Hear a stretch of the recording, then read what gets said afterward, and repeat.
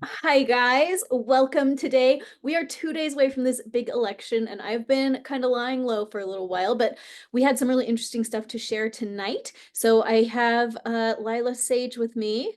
No, it's Julie. You can just tell people. We might as well announce it. Well, just announce it. Announcing her real name is Julie. Can I tell them your true profession? Yes, tell them my She's true a profession. fancy lawyer, which is awesome. She's the astrological attorney. So she has expertise both in star stuff and also legal stuff. So if you guys have any questions about election law, you can post them below in the comments.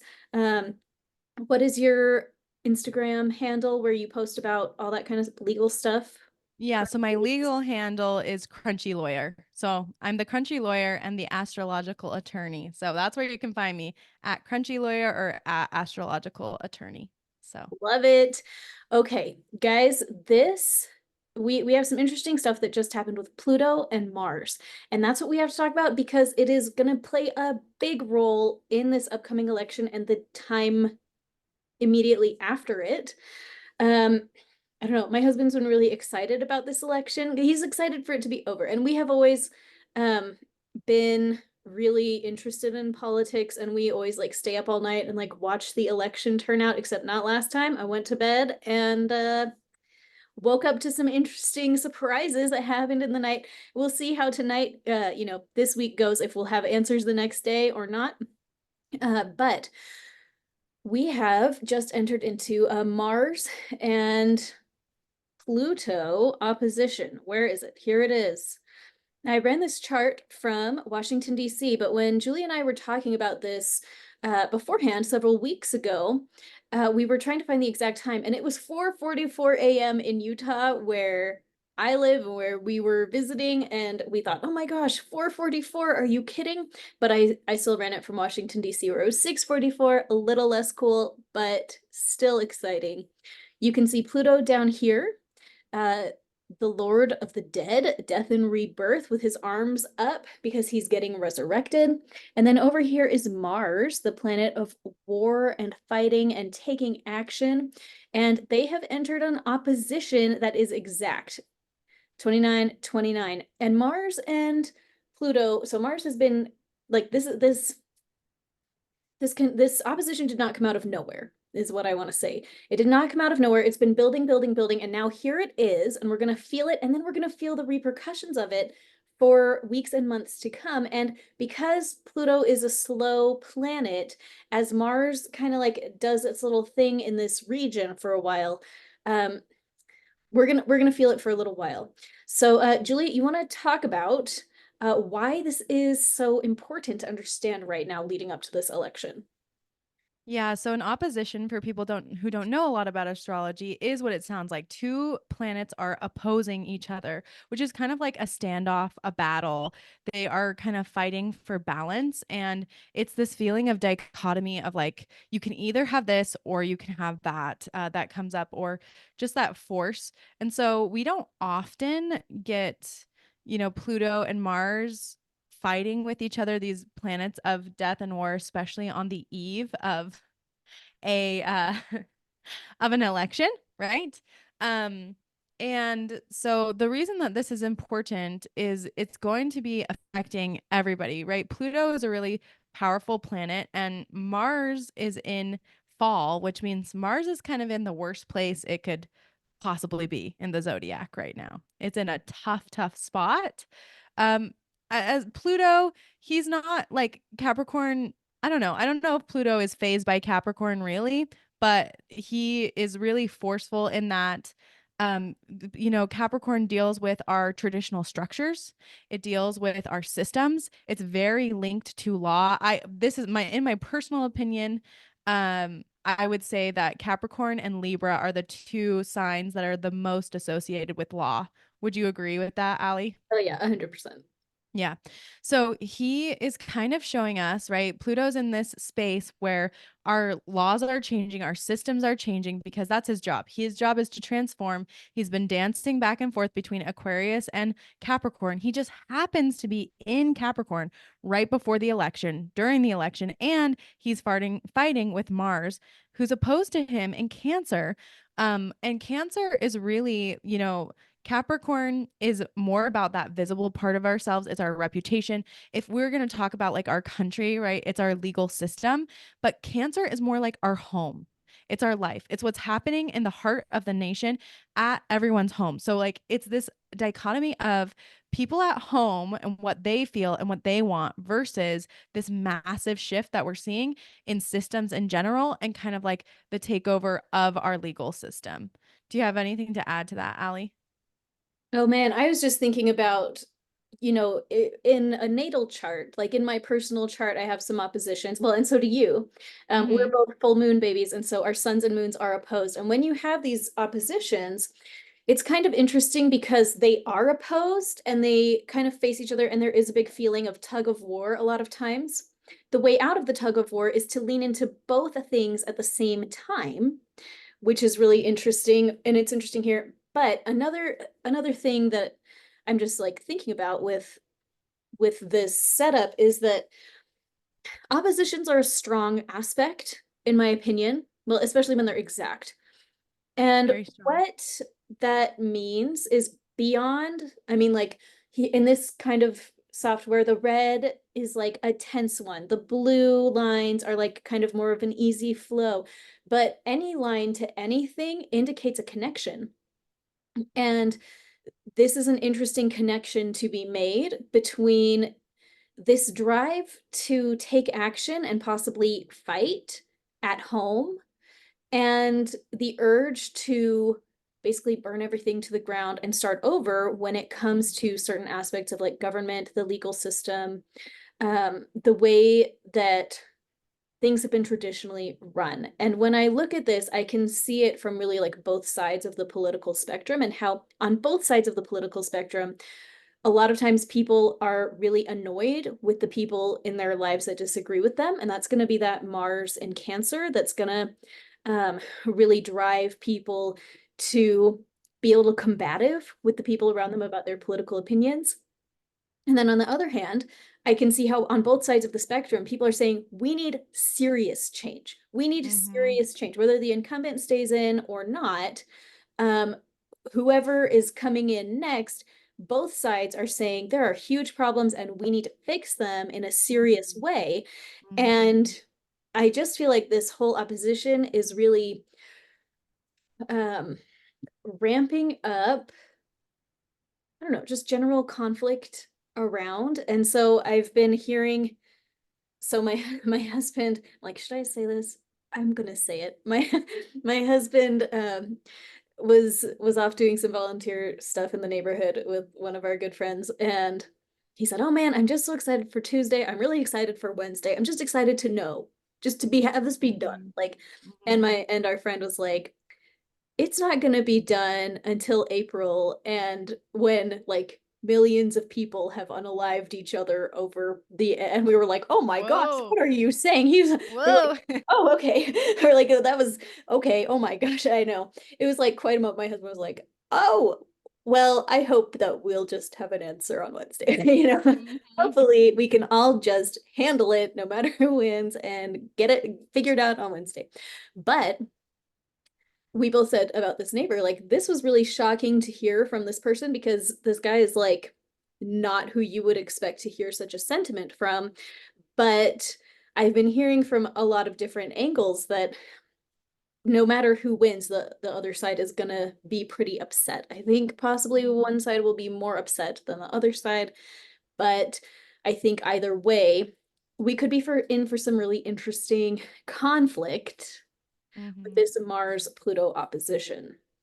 Well, I want to add to that, Allie, because I think you mentioned this, but like Mars is going to be back in Cancer, like dancing between Leo and Cancer until like April, right? It's going to be a few times. It's going to be a while that we're feeling this restlessness at home and, this fighting between us, right? And also, like when we think about Mars and Cancer, so because when a planet is in fall, okay, fall, that is like a really difficult position for a planet to be in. And it kind of plays in, it brings out like, I don't know what to say, like how to say this properly, but it brings out kind of like the dark side or the shadow side of that planet. And like the way that it acts, right? And that sign. And so it kind of brings up like if we think about homes and Cancer as like because Cancer is often like in real in real time, like Cancer is the landlord of the fourth house, which is like our family, our home, our emotions. And it is usually at the darkest part of the chart. The darkest part of the chart is the fourth house. And it is that most inner part of ourselves, right? It's the most inner part of ourselves. It's usually around where the IC is located and things like that. And so in many ways we're bringing out that kind of like dark shadow side of those things. It's these things we hold dear, and like in some ways like Mars and Cancer is like this is like a funny way to describe it, but like your mama so ugly that blah blah blah blah blah. Like that's like a very Mars and Cancer energy. Like I'm not playing by the rules. I'm not respecting my mama because like Cancer is kind of like that mama deal and our family deal and like disrespecting our families. And so I'm wondering if this is going to look like a little more like I would expect like friends and neighbors and like people to like family fights, right? Like family fighting with each other, fighting with other families, a tribal energy. There can be a tribal energy to Cancer. Where did you come from? You know, you guys spurned us years back. How dare you? And Mars, it brings out that side of Mars that's like, I'm going to play dirty, right? Like, I'm not going to do this the right way. And I'm like angry, but, you know, Mars has a hard time swimming through Cancer and like dealing with all this water. And so it's a lot of intense spurts of emotion but like this weird, slow moving deal at the same time as Mars moves through it. And so what this might look like is, um, we have this election. We have one of the sides is going to be angry, and it's kind of this slow build to almost like this hurricane picking up of people fighting with each other, especially around the holidays, difficulty, things like that probably coming up. I do want to say, I just have to say this, and I hope this is not what's going to happen, but Mars opposite Pluto has been correlated many, many times with literal explosions and things happening like that. And if that were the case, I would be looking for, likely because of this water element, like to me, some kind of like explosion or shaking of the ground, either in that Capricorn area of shaking of the ground or some kind of water or like mist or some kind of toxic waste thing is kind of what I would Which we have be. been seeing. I don't know if you saw Yes. like the laboratory explosion in Georgia, and there was another weird lab explosion thing in like Arkansas or something just a couple of Yes. days ago. We're seeing some of that weird stuff. And at the April 8th eclipse, I think the video is no longer up on YouTube for various reasons, but I talked about how the last time we had a big X of eclipses over America, like 10 months later, we had a massive amount of earthquakes Mm-hmm. everywhere. I mean, well, at least over where the X was, like over middle America, tons of earthquakes. So we will just have to see what kind of natural or unnatural but related disasters happen along this axis. That is really interesting. And when you mentioned that Cancer is very tribal, I'm going to say Capricorn is really tribal as well. Yeah. Because Capricorn is all about the traditions. It is about the family, but in a different way. It's like the masculine approach to the family that's like protecting the group and how things have always been done, as opposed to like I feel like Cancer is protecting the family from the inside and like snuggling up everybody in the family. Capricorn is like I think that this whole energy is really inviting some conflict around our tribes. Mm-hmm. And as we head into it, you know, all of us paying attention to this, we get to remember to take our deep breath and participate wisely. You know, I'm not going to say we should never get involved in, you know, fraught conversations or something like that. And like I myself am pretty politically active, but like just last night, I went to a family event where many people were sharing opinions that I just smiled and sipped my water and did not participate like a hero. Good job. Spared everybody from some serious conflict. So good job to Well, me. and this has been going over Mars has like been going over your ascendant and stuff like that as well right now. So very, I'm I a mean, Cancer rising. Yeah. yep, you have that Cancer rising, so we'll see how that We'll is see. playing out for you. But yeah, I totally agree. Some of the other things I wanted to point out about this chart in the particular is, usually I don't read Placidus, but I know how to read Placidus, obviously. But the in this chart system, right, both Capricorn and Cancer are intercepted. And Oh, I haven't noticed that. yep, they're Ah, you're intercepted. right. Yep. Hmm. When And you run it from so Washington, D.C. Yeah. yeah, they are. Well, you have it on November 2nd. Well, you go to November 3rd, 6:44 a.m. One day ahead. Yeah, let's look Oh, at here that it is. chart. Here it is. Yep. Um, yeah, there's the Oh, but exact. then here it is not intercepted, but it opens at 000 right there. Interesting. That's super fascinating. Yeah. Yeah. That's why I was wondering why Saturday, the second, I felt like a lot of people had a lot of the upheaval of feeling this on Saturday. And I was wondering why that was. And I think that it's partially because of that interception of not being able to access that. And now it kind of has twisted. Go ahead. What were you going to say? Well, I was going to say that when we run it from Saturday, we still have an opposition, but it's not quite as tight. We're still building up to it happening today. But look at that Mercury at 29 degrees. It makes this kite. And I do want to talk about this Neptune in Pisces in a minute. Yes. But Yes. this is going to put a lot of strain on our communication with each other. And it's really going to drive us to, and oh my gosh, look at how the moon just transited Mercury. We're going to have real fixations on how we're communicating. And we really want to tell people what's what. That all that happening in Sagittarius Mm-hmm. is making us feel like I'm the expert and I know Mm-hmm. what. And it's like funny because I had not really looked at this ahead of time, but like all day today, I feel like these themes have come up in my own life. I'm like, oh my gosh, how is this? How is this real? Because it's real. That's why. Mm-hmm. But we just got to watch out for trying to mansplain to everybody how they're wrong because they will not like it because they feel like they're right also. Oh, Over for sure. here, this I think is going to be a really interesting player with this opposition and how it continues to play out for months to come. Now, one of the astrologers that I really like, he had this big essay out a couple of days ago.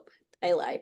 It wasn't a couple of days. I don't know how long. It was a while ago, but he talked about how all of the misconceptions about 2020 and beyond were really only possible because of this Neptune placement in Pisces, and especially in this like latter half of Pisces, where Neptune in Pisces just obfuscates truth and makes it very difficult to discern. And so we have situations where like I mean I hope this isn't too like controversial because it is documented fact, but like in the moment some of us were aware that the 6 feet distance rule was ridiculous and that masks did not work.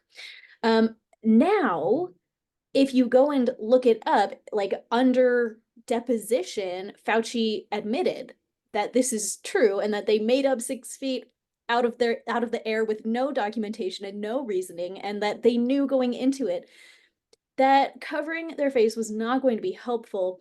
But so many people did believe it because it was so hard to find what was true. And even now, people continue to believe those things, not knowing that there have been congressional hearings that have shown that those things were not true. But this astrologer was arguing that as soon as Pisces flips into Aries, all of these confusing things are not going to be able to be confusing anymore. And that so many things that have been hidden from our view are going to be made manifest because as soon as Neptune is in Aries, which happens on March 30th of 2025. So it's coming right up, but just like you were mentioning that April timeline, by the time we hit April, we are looking at a really different vibe where a lot of people are going to be seeing the world very, very differently. And again, with Neptune, there's always going to be some question about objective truth because Neptune doesn't really deal in that. It really Mm-hmm. doesn't. But once it moves over to Aries, I think that we're going to be seeing a lot more willingness to I mean, again, Aries is kind of like the fighter. I think a lot of people are going to be extra sure of what they think. I think we are going to see more truth coming out than we had previously. And I think it's going to be pretty polarizing in a way that we're not going to be able to fully predict or understand right now due to that Neptune in Pisces vibe. But as soon as it moves over, we're in for a whole different kind of way of looking at the world. Yeah. And I do want to note too, right? Aries is also the body, right? Neptune and Aries can bring physical issues, unseen physical issues, because Neptune is unseen. It can also bring mental health issues to the forefront. It can bring stuff having to do with water, like we've been talking about, microplastics in the water, a lot of these issues. And I'm also gonna say I think that our thoughts will reflect our reality so much more when Neptune is in Aries, right? Like our bodies will respond to our thoughts more, and things. I know you've talked about this, Allie, but like manifesting things faster than you mean to, right? Like faster than you're ready to, or like very, very quickly. And I have seen that Neptune, if you track it back, Neptune and Aries, just to like, I feel so bad because I'm like, I am not like, I am not like a fear monger. Okay. I am not like the fear monger, like everything's going to go to crap person, because I think it's also going to be really great, like spiritually, to be able to, your thoughts transform your body. Like that's amazing. It's a great power and it's a great tool. And like, there's lots of things that will be amazing tools. But I have to be honest about like researching Neptune and Aries, lots of sicknesses come up, right? Like that just happens when Neptune is in Aries. Like people get sick and like that happens. And so like be careful with your body and take care of your body, especially because we're still looking at Chiron being in Aries at the same time as Neptune's in Aries as well. So just being careful about those wounds and like taking care of our mental health is going to be kind of paramount. Thank you for that. And I was just checking, when was Neptune last in Aries? That would be 1862 until 1875, which is a really interesting placement because that is what? The American Civil War and then Reconstruction. Mm-hmm. So a really interesting thing. And what did we see when Neptune entered Aries before was I mean, Neptune is also associated with loss. It doesn't have to Mm-hmm. be, but it often is. And it was a loss of a lot of literal bodies, really. Mm-hmm. Mm-hmm. And then a big focus on healing, because I kind of view Neptune also as like a little bit of a psychic healer, you know? Yes. Oh yeah, totally, Uh, totally. So I think we're gonna see some interesting vibes there. Now, if Mm-hmm. I can pivot our conversation, how do you run the chart? Have you looked at this chart in the context of the different candidates? I haven't. Oh, that's like Because I such am an interesting. okay, I am so Mm-hmm. interested to hear what you have to think about with this. Let's start with Trump. Okay, so here is Trump. We have the Pluto in his fifth house. Mm-hmm. We have Mars in his 11th house, kind of creating this little stellium here with his Mm-hmm. natal Venus and Saturn. Yeah, it's kind of loose, but yeah, it's there for Yeah, sure. it is kind of loose, but we'll still count it. Well, it's We'll within still 7 count. degrees. Seven Yeah. degrees. That's like, Yeah. yeah. Um, Yeah. okay. Do you have any thoughts on this? Just right off the bat, do you want me to pull the grid? Yeah, okay, so I have a lot of thoughts about where he has this, the fifth and the 11th house. And I was just thinking about, right, the 11th house is favor with people, and many times, right? Favor with people, the way that people perceive us, our network, people there, which Trump has always had this big network, right? Like he was a television star before this. He like that 11th house stellium has served him well in his life. It's been helpful for him. Mars going across it can be, I mean, there's multiple ways to read it, right? It can be difficult. It can be a lot of fighting in this area. It can be kind of tough and opposition against those things. And especially because Pluto is aimed right at that Venus too, and kind of like that, like really hitting that, like people liking him kind of a thing, transforming stuff like that. But it also can be, action in this area too, right? There's a lot of action. There's a lot of things happening. Mars like makes everything happen. He does have that midheaven in the 12th house here. Oh, yeah. Yep. His midheaven is in that 12th house. Well, just at this time, it will shift. I wanted to look at this on election day. I was very curious to push it to the 5th. But do you want to do this one first? Are there things Let's you do wanted this to point first out? because this is the thing. I'll just skippy skips ahead to the part that I was really interested to get your take on because this actually creates a grand cross with Yeah. Kamala's sun and moon. Yes, it And when does. I saw that, I thought, holy, like, oh my goodness, like what an aspect pattern to be making right before the election. Mhm. And Mhm. to be honest, I don't truly know what to make of it. Because no, I'm in the right place, honey girl. Um, because I think grand crosses have been traditionally viewed as unlucky, but they also add a lot of structure and stability to a chart. Um, so I mean, I'm like thinking of all these other thoughts about it, but I'm interested to hear what you think about a grand cross involving the sun and moon and Mhm. Pluto and Mars here, especially right before election day. And then we'll run it up to election day and then like take another little look. Yeah. So, yes, like you said, typically grand crosses for people who don't know are intense, right? They're intense opposition. They can make you feel like you're stuck in a hamster wheel. They can, because, right, we talked about oppositions are planets fighting. And so, in this sense, like we have two planets having or four planets having tension between each other. So, they all have tension. They're And making then an they're, X in the middle, by the way. That's why yes, it's called they're a grand cross. Yes, they're making an X, and that X is not only do the four of them have tension around the outside, but also two sets of two are fighting with each other. They're opposed to each other. They're having this war. And so that can just really make it tight. It can also, grand crosses though can also give you this feeling of I just have to do it. Like I have to grit my teeth. I can't not do it. Like I'm all in or nothing. And that kind of gives me a structure of like where her mind is going at this time is, I think, because look at where Mars is. Mars is in her money, right? To me, okay, this I will say, not that Pluto is not a grand player, and he's in that 8th house, but to me, Mars is the biggest player. He's the most important player in this. I think he's calling a lot of the shots.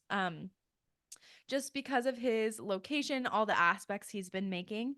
But so he's in that second house of like money, assets, and stuff. And so for her, there's a lot of feeling of like, okay, we're gonna spend all the money we have to spend to like deal with this, right? Like we're gonna do everything we need to do to deal with this. And then there's this 8th house feeling, right? Of the house of hidden things, and that's where Pluto is, in this house of hidden things, in this house where that other people can't see, dealing with other people's money. So like she spent her money, she's spending other people's money, and she's using whatever she has to use to like grit it out, right? Like she has to grit it out. And her emotions about this, right?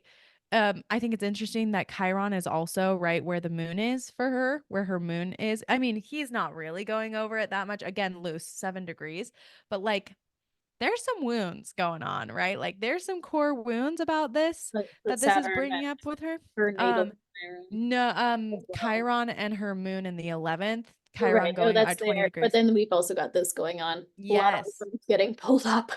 Yes. And so I think for her, this whole process, like you and I have talked about, like is probably somewhat excruciating in some ways. And they both have some trouble in that 11th house of like favor with the people. So like neither of them have like the most favorable 11th house right now. She does have the North Node there, which can be like helpful in this area, but like there's a lot of her emotions and going into this. And I think to me, just like what this looks like to me is like, this is ride or die for me, and I'm gonna make it happen no matter what. And that's kind of, I mean, that's how I would read her emotions. And like, I just have to deal with these people not liking me. I just have to deal with like my emotions. And like, she's a full moon baby too, right? So, um, like deal with whatever my conscience says. Like, I have to make this happen. Does that make sense? Yeah. Yeah, it does. Let's go ahead and move it up to election day. So that's going to be November 5th. Let's do election day. Do we run it? Do you want me to run it from the morning or from the night? I don't know. Where should we run it from? Should it be the nighttime when more ballots are counted? The first breath is going to be 7 a.m. when the polls open, Okay, let's do the right? first breath. Let's First do breath. 7 a.m. Okay, so we've got, Mars is going to be actually at 0 degrees of Leo, which is Yes. really interesting. Okay, shall we look at this for a little second? We got, Yeah, yeah. Go, Allie, go. oh, okay. Wow. Let's see. This is interesting with Mars making that square with the Black Yes. Moon. Black Moon Big Lilith. emphasis on boundaries, and I think that's going to be really true. I think the people that are really obsessed with election integrity are going to be wanting to enforce a lot of boundaries that are saying like you shouldn't vote, and the people that feel like that's not fair and just say like, well, but you can't control if I vote or not. I should be able to vote how I want to vote. I Mhm. think we're going to see some of that. Let's see what's going on over here. An interesting trine to the North Node and Mhm. down to Neptune, but those are pretty loose also.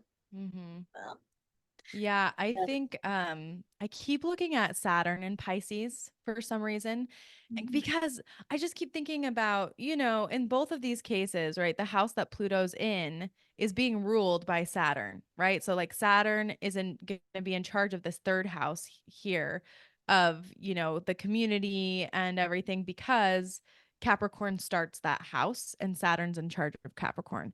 And this is telling me more what's kind of going on a little bit, because Saturn in that fourth house is kind of like, I don't know. Okay. Saturn in Pisces, first of all, like to me, that's like, it's really hard. Kind of, you're talking about boundaries and people trying to enforce boundaries.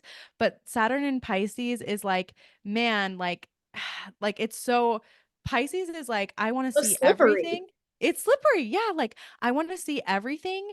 And Saturn's like, no, structure, compartmentalize. And Pisces, like, I can't compartmentalize. Right. And so there's really this like tug of war with Saturn in Pisces of like, what is real, what is false, what is going on, what is true, because Saturn is like, I'm about what is true, right? And Pisces is like, everything is true. It's all true, right? Like it's like delusional in that way, like all the things are true. And so it's kind of this like dichotomy of like, what is true? We don't understand what's happening. We can't see what's happening. And we can't see what's happening with Pluto, with this third house of community, which could really be election stuff, like what's going on with election stuff. I also want to point out this Scorpio rising at 16 degrees. Woo! Scorpio, man. Like that's a chart for, which leads us to Mars, right? Like that makes, oh, sorry. In whole sign, originally Mars was in charge of Scorpio. And so to me, Mars is the ruler of this chart right now, right? That's why he's top dog. Like he's controlling a lot, and Mars is making that hard square. And I think to me, that's a lot of like, I don't know, fiery energy, be loud, be proud, let me like show my stuff. And Scorpio is like, let me hide everything. So let me put that in plain English. So this is how I would imagine this. There's a lot going on. People are seeing a lot of things. They're watching a lot of things. Everybody's involved. There's a lot of like, people have made up their minds by this time. That's that very Leo, staying power, stubbornness. I've made up my mind. I'm going my way. I'm going to make it happen. More of that like energy of like, we're seeing what's happening on the surface. Like that's what we think is happening. But with the Scorpio rising, Scorpio is very private and it's like, I'm not going to actually show you what's under the surface. And so to me, this says there's a war underneath the surface. There's something happening hidden here. And it has to do with this truth because that sun, look at the sun trine to Saturn, I was right? looking at that. Yep. Yeah. Yep. Sun trying to Saturn. And so it's like, you're not going to know the truth. The truth is slippery. You won't be able to see everything. There's going to be this black water over everything today. And because Saturn or Scorpio is ruled by Mars, it does have that kind of like, ooh, that underlying current of like vindictiveness, right? Like that, like anger that runs through. So anyway, what do you think about that, Allie? No, no, I think that's a good point. I would just mention that because um election day is always held in November, in that first week of November, we always have a Scorpio rising for every election. Like when the polls open, Mm, it is a Scorpio rising situation, which I think makes sense because yeah. like it's in keeping with the spirit of the season with the secret ballot, where Yes, nobody yes. knows the secret truth that we're all putting in the ballot box Mhm. until at the end of the day when it comes to light, Mhm. and when the sun sets, we're over here in Taurus, and I mean it's not perfectly aligned to the sunset, when all the Yeah. polls close, but we're moving away from the secrecy and towards showing everybody what's what by the end of the day, ideally. Mhm. Mhm. So that is a very interesting vibe. But yeah, I was looking at that Sun Saturn trine. I thought, oh boy, yeah, there's a big element here, I think, of like the word coming into my head is like divine retribution. Mm. Today at church, this kid gave this opening prayer and he prayed that our election would give us the leaders that we I can't remember what he said. If he said the leaders that we need or the leaders that we deserve. And I totally thought of Batman, of course. Do you know the movie I'm talking about? Uh-huh. Uh-huh. The leader that you need is the leader you deserve, or whatever. Yeah. I don't remember how it goes, but I was like, oh man, I think whoever is elected is going to be a big mirror Mhm. for the populace. And Mhm. all of us as a group are going to have to look in that mirror and say, like, okay, how is this situation reflective of what's going on in the nation as a whole? And all of our individual conclusions about that are probably going to be different, but I think that there's going to be a lot to learn about the state of the nation widely as we do consider that, if that makes sense. Yeah, I agree. And that's a really good point that it's always that Scorpio rising, right? Because it's always that hidden. And I think election day does bring that hidden undercurrent of like, no one's happy on I mean, maybe some people are happy on election day, but like everyone's got tension, right? Underneath the water, no matter what you do about it. I think that Leo again kind of shows that like I've made up my mind. We're doing what we're doing. We're just going to show it and we're going to, there might be a show of people's like intensity, I'd say, about it and stuff, but I do think that Saturn, like you were saying, like we're probably going to get what we deserve. Maybe not what we all everyone wants, but Yeah, it will maybe be what a is needful. reflection of something. Whatever happens, it will be reflecting Yes. something that is big and, you know, worth considering. Like digging into why did that person win? What are the real undercurrents that are happening?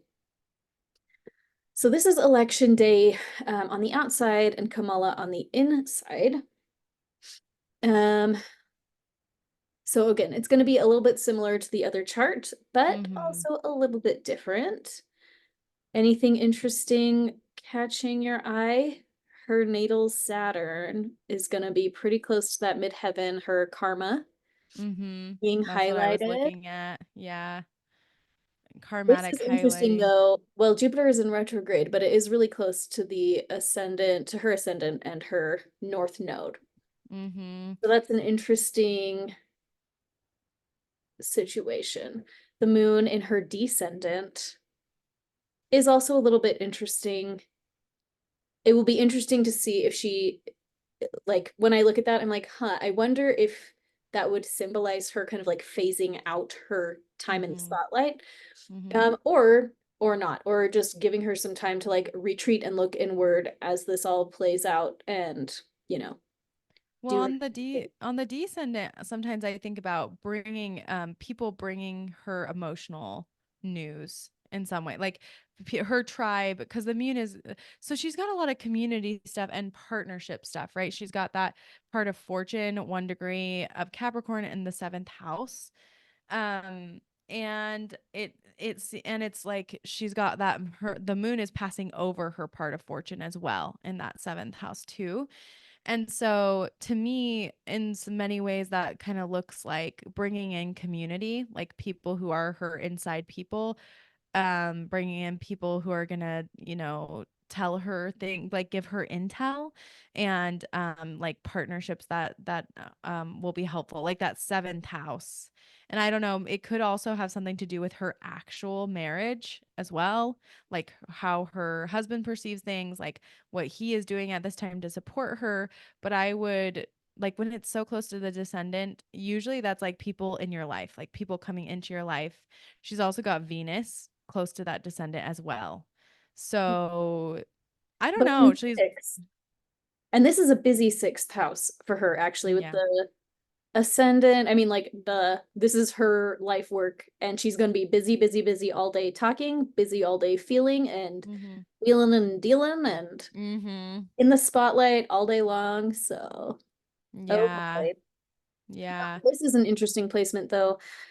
This Uranus right next to her Jupiter. It's Uranus is unexpected events that force us to be authentic about who we are. So Mm-hmm. in retrograde and this in retrograde, this is a really interesting dynamic. And this is actually in the descendant of the election chart. Mm-hmm. Her Jupiter is in Surprises. that seventh house. Well, let's double check it. Yep, there it is. Mm-hmm. Um, which is also an interesting placement. Her natal Mm-hmm. sun is in the 12th house of this chart. Yeah. I wonder. Well, I can you switch it to whole sign for a second? Ooh. I Uh, don't if you can't, let it's me not a see, big let me deal. see. Okay, calculations, zodiac, house system. I Uh, just would it wanted to be double. ascendant on first? No, it's called in Astro Gold, it's called whole signs. I'm just not seeing it. Oh, there it is, whole sign. They just have so many options. Yes, there's a lot Did of it fix it? options. Did it do it? I don't think so. Maybe Um, it did. is Let's it see. still a tropical? Yes, it's still tropical. Okay. Yeah, yeah, yeah. I think it fixed it. Did it? Because okay, yeah, yeah, it did. Sorry. It's just harder to read in this format, right? You don't always have like the color blocks like showing you where the houses are like ending. Um, No, yes, I it don't did think fix it. I just wanted to No, it didn't. it It didn't didn't fix fix. it. Nope, I'm because look sorry. at Sagittarius and Capricorn. That's okay. I just wanted to double Okay, there we check go. something. Applied. Oh, you did Now it. look at me learning new skills on the internet. Huh. Okay. So it's interesting because that moves that Venus and that moon all in that seventh house over the part of fortune. Mm. And then that part of luck into the eighth house in Capricorn, where she's got I don't know. I don't know. I think part of this is she's going to be relying on her relationships to make her lucky, if that makes sense. Ooh, yeah, Like yeah. relying on her relationships, her partnerships, and maybe those partnerships are unseen with that part of fortune in the eighth house. Mm. Maybe they are seen, but she's got Jupiter going over her ascendant in the first. So obviously she's being seen. Obviously, she's going to be seen more on this day than other days. People are going to be looking at her.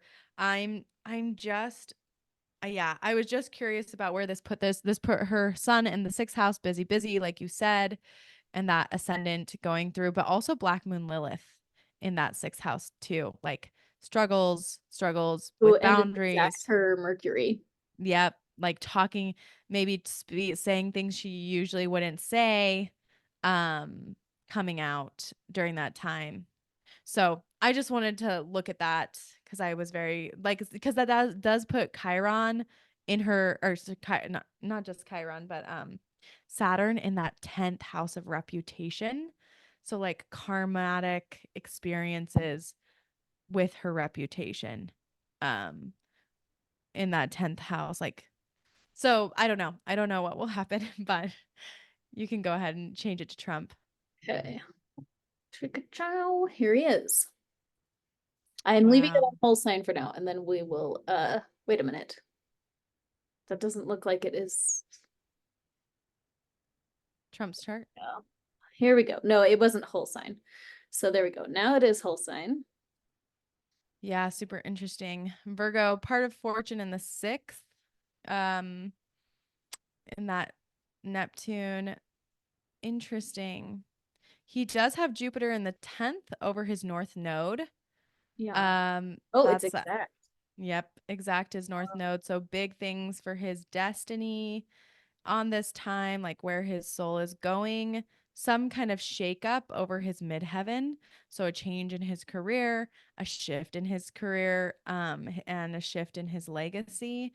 12th house, Mars. So hidden enemies. Interesting. That Yep. Mars is sandwiching his house, the transits, and his natal. That's a big combat energy. Mm-hmm. Yep, ride or die. And also Mars in the 12th is like indicative of like hidden enemies, right? Oh, yeah. Are also and also Saturn in the 7th is open enemies, right? What's happening with them? Yep. Yes, the unhidden enemies. The unhidden enemies, like, yep, open and hidden enemies. And I mean, it's not a secret to anyone that like um there's like a lot of negative talk around Donald Trump often, right? Like no matter like you can turn on the media or whatever, often there is this kind of open and hidden enemy stuff happening quite often. So, for him. This is interesting here. The this Venus in Sagittarius next to his south node and his moon, and the moon will have transited his natal moon and everything. Like he'll have a lunar return basically Mhm. on the day of the election, maybe the night before. Yeah. Like, but Yeah, just a maybe that. couple hours before the polls open, he's having a lunar return. Well, that's like his tribe, like that Venus and the moon in the 4th In house, fourth right? That's house. his tribe, and like old people being helpful to him in many ways, right? I would say like that's people who care about him and also maybe like familial connections and things like that supporting him and like he's probably going to be talking a lot about themes of like family and learning and like do this for our children and like you know there could be that kind of stuff going on. I'm moving it back to Placidus just for my own benefit, so I don't leave my software on whole sign forever. Yeah, interesting, interesting. Here, Yeah, I want to run his lunar return. Let's do a subsidiary chart. Well, and Kamala just had a, wait, this is his lunar return. This is really interesting. But anyway, Kamala just had her solar return. that's So right. maybe it will be worth it to like run a quick look-see at that in a minute, but um That's what people get when they watch your channel, right? Like this is what it looks like when two astrologers like talk to each other. We're like, run this chart, run this chart. Like this is what we do every day. If anyone wanted to know, like we're super nerds, we nerd out, we talk about all the things. Run the chart. it's true, it's true. This is a really interesting lunar return to have the sun conjunct the midheaven, like sandwiched with that Mercury opposing that Chiron. Like to me, I just feel like win or lose, there are big vibes here for him. For sure. 100%. Yep. And Libra, right? All that relationship, law, Ooh, energy. a big fixation on what is fair. Yep. making sure that everything is fair, and probably a lot of upset if the proper boundaries are not upheld, or like in his opinion, if Yep. he doesn't feel like the proper rules were held and that the voting actually truly was fair and Yep. just, I can see that this is going to lead to a lot of feelings of personal wounding and a lot of motivation. Look at that good old square, this T square with Mm-hmm. Mars at the apex that's just gonna say, okay, let's oh wait, no, this is October the 8th. That's not the right one. That's the one that's happening right now. And we're Right seeing all now. that That's right how this he's minute. We're seeing it yep. right this second. Okay, Yep. let's go back and run the correct one. Subsidiary chart. We want his next one. Calculate. Okay, it's going to be on November 4th at 5:30 p.m. This So is the true one that's tomorrow. going to be active. Yeah, tomorrow. He's getting a new lunar return. So we've had this fixation on what is fair. And now his sun is going to be like, all that stuff is like out of Libra. And now Mm-hmm. we've got, ooh, a midheaven in Aquarius that's going to kind of do its own thing. Oh yes. I think that's really interesting. I feel like he's really been doing his own thing in a serious way. Like, when was the last time Mm-hmm. somebody running for president was like working at McDonald's or like driving a garbage truck? That's like Mm-hmm. super Aquarius vibes. The sun in Scorpio, to In the me, that's just six. showing, huh?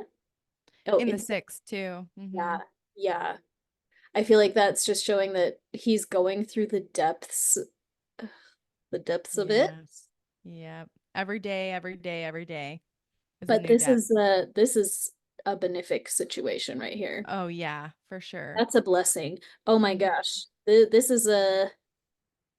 This is really interesting. This sextile, this is Jupiter over here, which deals with blessings. It's a Venus exact his moon, which deals with blessings. Mm-hmm. Um, and then they're both aspecting Chiron, which is really Mm-hmm. interesting.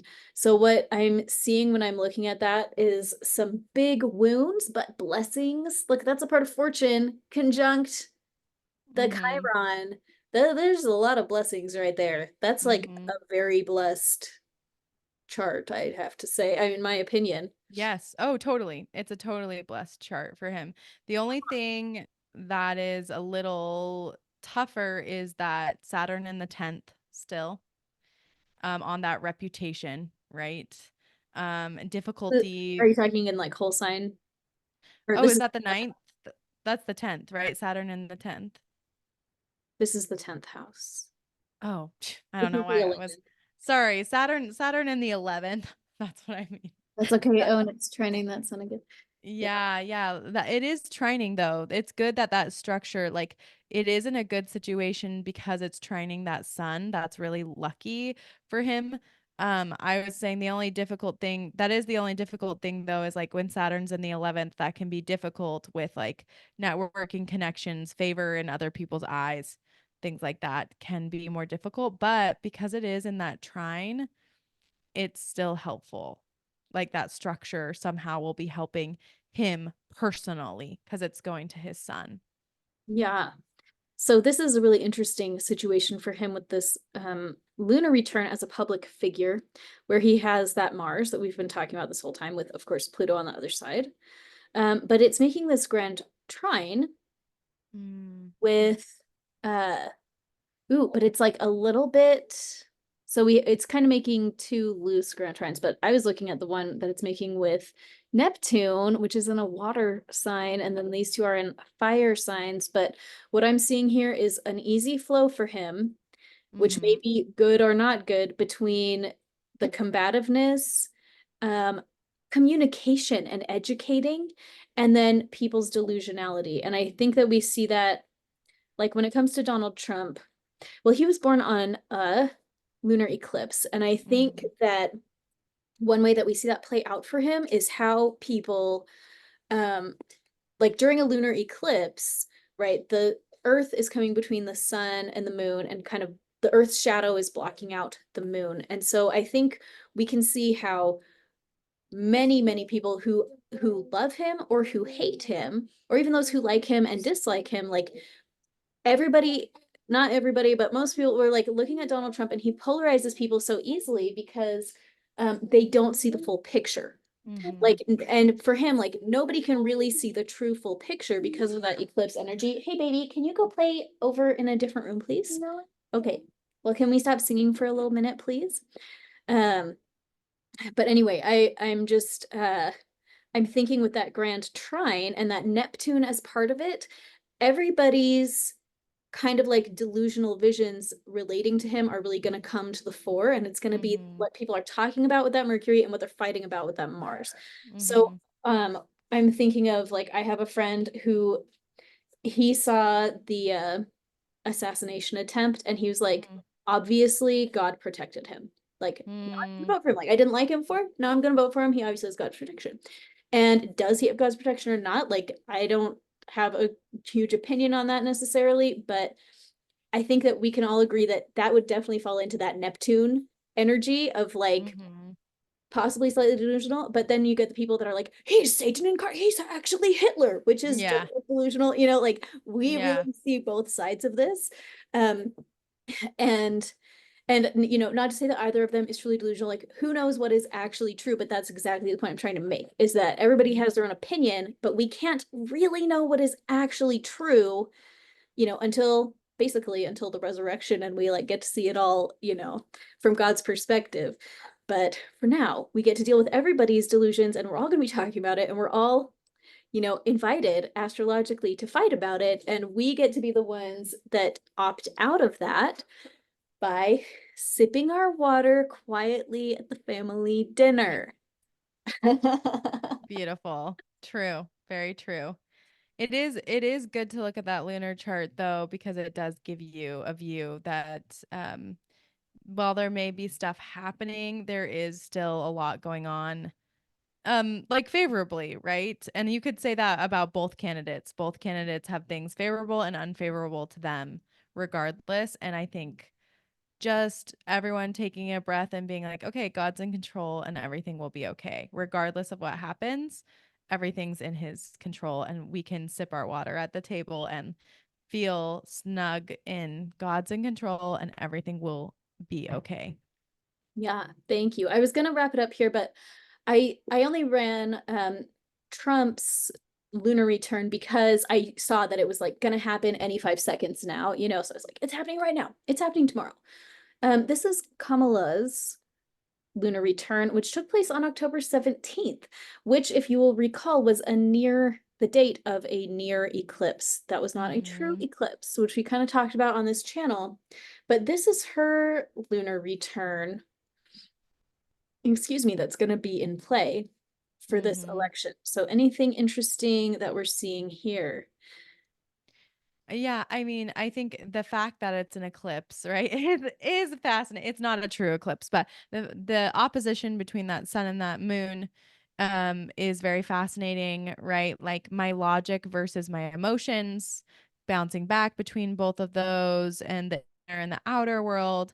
She does have a lot of stuff in that 11th house, right? Her 12th house is quite small, but the 11th does have like her sun there and Black Moon Lilith, which is interesting because there again that's that discussion about boundaries and fair and wanting things to be fair, stuff like that. That was the first thing that stuck out to me. Yeah. Yeah, well, I was just thinking her birthday was just 3 days after this lunar return as well. So the stuff going on in this chart is gonna really, to a degree, flavor the next year for her, Mhm. which Mhm. is pretty interesting. So in the other chart we talked about that Jupiter um and Venus and like the blessings. So here we see that this Venus is like, I hope we can see like Venus is not exact her moon, you know. Mm-mm. This Jupiter is making an interesting aspect with Chiron and with her sun and the black moon. Mhm. So I don't know. I guess I would uh be curious to see what blessings show up for her in how she deals with her wounds, how she's handling the needs of her physical body. Mm-hmm. Campaigning is enormously stressful. I used to work on campaign trails, and that was like my whole life for a period of my life, which I really enjoyed, by the way. But it kicks your trash. And I was just a grunt. Like I was just like a, a nobody, but like being on the stage and like going here and there and the travel and dealing with people's hatred and even dealing with their admiration, like it can just be so much. And her body is I don't know. I'm just seeing like this may look like some extra little support for how her Yeah. body is handling that. Yeah, that Jupiter trine the sun is a very lucky thing to have, right? Like it's a blessing. And it is that from coming from the eighth house, so other people's stuff is blessing her, is like helping her, right? Being generous to her. And it's also interesting to have that Venus in the first house again, as you're talking about blessings for her body and stuff. First house is your body, yourself. So she does have some good stuff coming to her, and it's trying that north node ish. It is ish trying. I would call that a kind of try. Yeah, It's that's an like a out pretty of big, that's a large, yeah. but I need Yeah. to see if I can adjust the orb calculations on my software because sometimes I'm Yeah. like, this is not what I would count, but okay. Yeah. Well, it's an out of element trine, right? Like that's in Scorpio and that's in Aries too. So different flavor, but it does have an actual trine to Pisces in that to Neptune. So interesting, like thoughts, delusions, dreams being supported by Venus. So it really could be her pumping herself up in many ways. Like that's kind of what it looks to me like, okay, I'm pumping myself up, like I'm trying to get things going, like I'm getting support. It's going to be okay. That's what it looks like a little bit to me. Whether or not that like is good or bad or, whatever, that's kind of like I don't know what it looks like as well.